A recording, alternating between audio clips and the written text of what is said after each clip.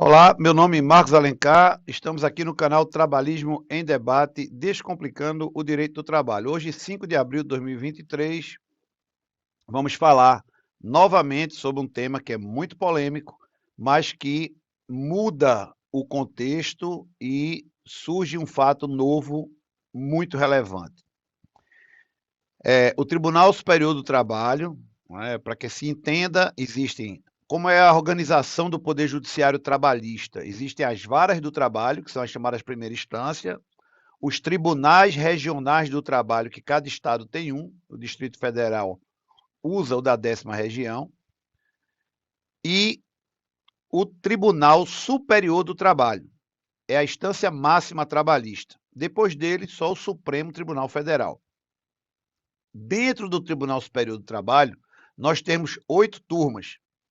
E existe, acima dessas turmas, dentro do TST, a SDI, que é a Seção de Dissídios Individuais. Tem a 1 e tem a 2.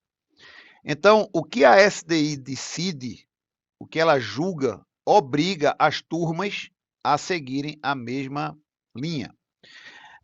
No primeiro vídeo que nós falamos sobre apreensão de CNH, bloqueio de CNH, que é a Carteira Nacional de Habilitação, e de cartão de crédito também, para devedores trabalhistas, o meu pronunciamento está em vídeo, vou colocar o link do vídeo, desse primeiro vídeo, que foi postado aqui há poucas semanas atrás. Eu digo categoricamente que a minha opinião é que essa medida ela não é extrema, não. Ela é absurdamente drástica contra o devedor. E tolhe sim a liberdade do devedor. Mas eu me curvo ao que foi dito pelo Supremo Tribunal Federal de que isso não viola a Constituição Federal, o direito de ir e vir. E aí o Supremo permitiu que isso fosse feito, mas não permitiu que fosse feito de forma aleatoriamente, como via de regra. Eu defendo ainda, e eu acho que é importante a gente trazer isso aqui para reflexão, que não existe, vou repetir, não existe nenhum texto de lei autorizando a nenhum magistrado, a nenhum juiz apreender, bloquear a CNH de quem quer que seja. O que há é um artigo, que aí eu vou mencionar, do Código de Processo Civil, do CPC, que é utilizado como fonte subsidiária ao processo trabalhista, que é o artigo 139, inciso 4º, que permite que o juiz adote medidas drásticas contra o devedor, mas não é específico quanto a isso. Eu entendo que qualquer penalidade ela tem que ser específica, ela tem que ser tipificada, catalogada, não pode ser uma coisa que fica à mercê do juiz. Então, eu deixo isso muito claro aqui, mas vamos, entre aspas, amarrar o jegue aonde o dono do jegue manda, né? Fecha aspas. Então, o Supremo Tribunal Federal disse que apreender CNH não era uma medida inconstitucional. E aí surge essa decisão do TST, mas não é do TST de turma, e sim da SDI, é a instância máxima trabalhista, que foi noticiada no Valor Econômico, uma reportagem de altíssima qualidade. Parabéns aí a Adriana Aguiar, que é a repórter que fez essa matéria, no dia 3 de abril, né? Hoje, dia 5 de abril, que traduz o que foi dito pela SDI. A SDI disse o seguinte: pode apreender CNH, mas tem que ser considerado essa apreensão, esse bloqueio da CNH, como uma medida extrema. É uma medida atípica na execução trabalhista. Não se pode bloquear cartão de crédito, nem CNH e nem passaporte, via de regra.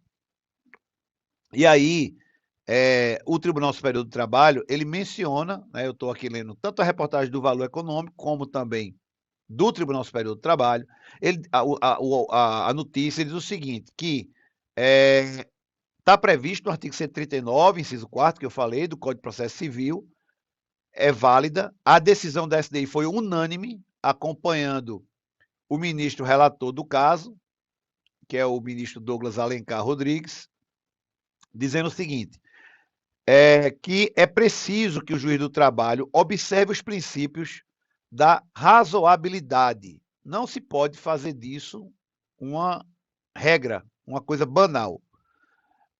E uma coisa interessante que eu achei na decisão da SDI é que ela diz o seguinte: tem que se buscar todos os meios de execução. E só pode bloquear CNH,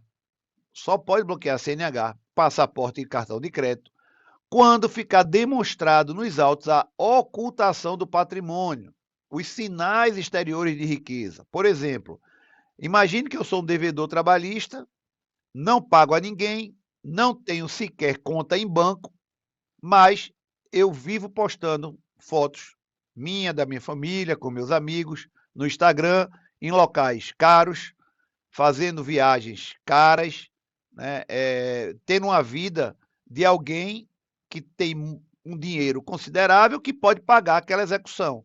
Então, isso aí é um deboche em relação à execução que tramita na Justiça do Trabalho. E aí sim o juiz pode, utilizando dessas provas, de que resta evidente que eu tenho dinheiro, que ou eu estou usando o nome de terceiro, eu estou usando uma conta no exterior, mas estou ocultando a minha riqueza. Dessa forma, é entendimento do Supremo Tribunal Federal, é entendimento da SDI, que aí sim pode haver estes bloqueios. É importante também que se diga aqui o seguinte, veja, eu sempre digo, eu tenho 55 anos, ando na Justiça do Trabalho desde os 16. Então, arredonde aí para 15. Então, eu tenho 40 anos assistindo a Justiça do Trabalho em funcionamento. Vi alguns tribunais serem criados, porque antigamente cada estado não tinha seu tribunal, não. Eu conheço muito bem o pensamento dos que julgam. E digo mais, essa decisão da SDI, ela é um alento, ela traz um pouco do resgate da legalidade, mas não podemos confiar nela 100%. Porque o juiz de primeiro grau, ele simplesmente descumpre. E não há. Ele descumpre ideologicamente falando, entendeu? A gente tem que aqui ser muito sincero com a nossa audiência. Né? Direito não é uma ciência exata, não é matemática, então permite muitas interpretações. Eu tenho casos aqui no TRT 6ª Região que tem juiz que diz que não aplica a prescrição, que não aplica a prescrição bienal, não aplica a prescrição quinquenal, e nada acontece. Então, assim, esse poder disciplinar do CNJ ele é muito relativo. Então, pode simplesmente o juiz dizer assim, não, a SDI disse isso, mas eu interpreto que nesse caso aqui eu posso mandar bloquear. E aí sim, o devedor vai ter que percorrer todas essas instâncias para fazer valer o que está sendo dito pela SDI. Porque é outra coisa que eu digo sempre aqui, sem nenhuma cerimônia. Quando a decisão do Tribunal Superior do Trabalho, uma súmula, uma orientação jurisprudencial, é favorável à classe trabalhadora, tenha certeza que essa decisão, esse julgado, ele pega no dia seguinte. É igual a lei que pega e que não pega.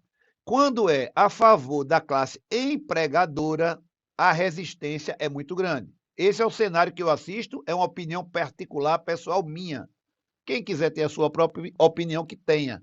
Né? Eu faço essa opinião como crítica, porque não existe um controle, um poder disciplinar. Se dissesse assim, o juiz de primeiro grau, ao tomar uma medida drástica dessa, abusiva, tomasse uma reclamação imediata, tivesse um canal imediato para o Tribunal Superior do Trabalho, para a Corregedoria do Regional, e ele fosse realmente punido, né, aí sim nós teríamos uma justiça hierarquicamente com respeito a essas decisões do Tribunal Superior. Mas não é assim que a coisa funciona. Não existe uma lei regulamentando esse poder disciplinar contra o juiz que se rebela, né, em relação a esta decisão do Tribunal Superior do Trabalho.